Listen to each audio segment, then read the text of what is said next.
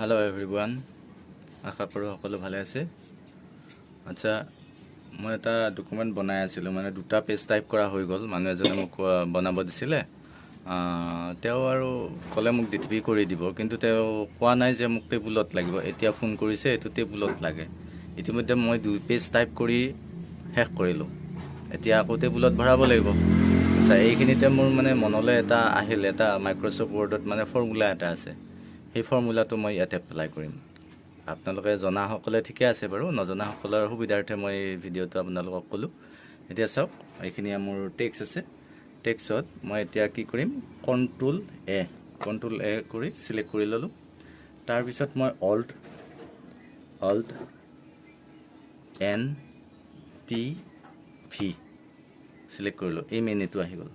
এতিয়া আমাৰ ইয়াতে কলম আৰু ৰ আছে। আপোনাক কেইটা লাগে কলম আৰু ৰ? এতিয়া চাওক, মই 2টা কলম কৰি দিলোঁ, দিয়াৰ লগে লগে 7টা আহি গ'ল অট'মেটিকেলি। তাৰপিছত অ'কে কৰি দিলোঁ, বাছ মোৰ টেবুল হৈ গ'ল। ধন্যবাদ।